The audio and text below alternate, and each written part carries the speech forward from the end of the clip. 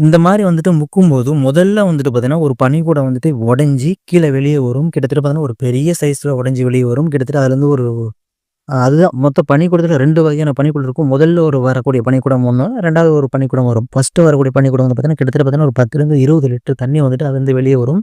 அந்த தண்ணியோட கலர் எப்படி இருக்கும்னு பார்த்தீங்கன்னா, கரெக்ட்டா எல்லோ கலர்ல வந்துட்டு இருக்கும். மஞ்ச கலர்ல. அது என்ன அப்படின்னு கேட்டீங்கன்னா, அதாவது மாடோட கன்றுக்குட்டி உள்ளுக்குள்ள இருக்கும்போது, அதில அது அது அதுலேருந்து வரக்கூடிய யூரின்கள் தான் அந்த வந்துட்டு அது தேங்கி அது வந்துட்டு வெளிய வரும். ஓகேவா? கரெக்ட்டா அந்த தண்ணி அந்த பனிக்குடம் உடைஞ்சு அடுத்து வந்து பார்த்தீங்கன்னா, இன்னொரு பனிக்குடம் வந்துட்டு வெளிய வரும்.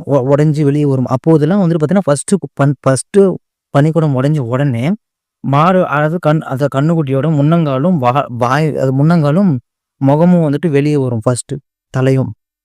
இது வந்துட்டு வெளிய வரும்போது, அப்போ இன்னொரு பனிக்குடம் வந்துட்டு உடையும். அதுல வந்து பார்த்தீங்கன்னா, நல்லா வந்துட்டு வழுவழுப்பு தன்மையோட வந்துட்டு அது வந்துட்டு உடைஞ்சு வரும். அது எதுக்காக அப்டின்னா, அந்த கன்னுக்குட்டி ஃபுல்லா வெளிய வரதுக்கு வந்துட்டு நல்லா ஃப்ரீயா வரணுங்கிறதுக்காக அப்படி ஒரு இது வந்துட்டு உடைஞ்சு வெளிய வரும். அது வந்துட்டு 2வது பனிக்குடம். அது வந்துட்டு 3லேருந்து ஒரு 5 லிட்டர் வரைக்கும் அது வந்துட்டு வரும். அது நல்லா வழுவழுன்னு கண்ணாடி போல கோழை மாரி அதுக்குள்ள இருக்கும்.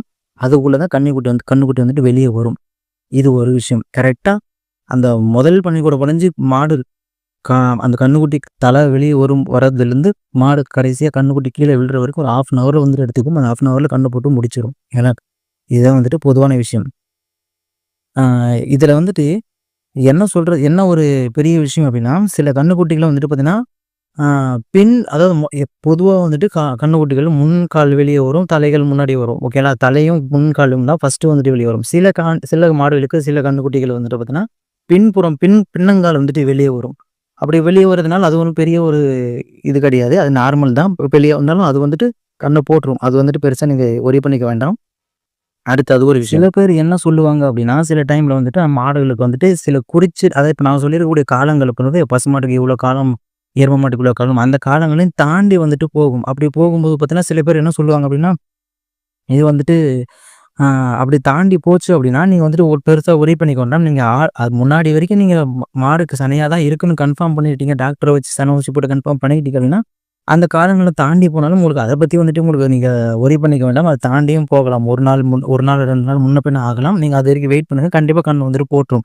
ஒரு சிலவங்க என்ன சொல்லுவாங்க அப்டின்னா, அது காள கண்ணா இருக்கும். இல்ல கிடாரி கண்ணா இருக்கும். அதனால தான் வந்துட்டு பார்த்தீங்கன்னா, இவ்வளோ நாள் தள்ளி போகுது அப்டிலாம் சொல்லுவாங்க. அப்படிலாம் எதுவுமே கிடையாது. ஒரு மாடு கண்ணு போடுது அப்டின்னா, அது மாடு தீர்மானிக்கிறது கிடையாது. மாட்டுக்குள்ள இருக்கக்கூடிய கன்னுக்குட்டி தீர்மானிக்கிறது தான். கன்னுக்குட்டி எப்போ முழுசா வளருதோ, அது ஆட்டோமேட்டிக்கா வந்துட்டு கண்ணு அப்படிங்கிறது போட்ட ஆரம்பிச்சுரும். ஓகேங்களா? இதுதான் வந்துட்டு பொதுவா இருக்கக்கூடிய விஷயங்கள். ஓகேங்களா? அதனால நீங்க எவ்வளோ நாள் ஆனாலும் அத பத்தி நீங்க வொரி பண்ணிக்க வேண்டாம்.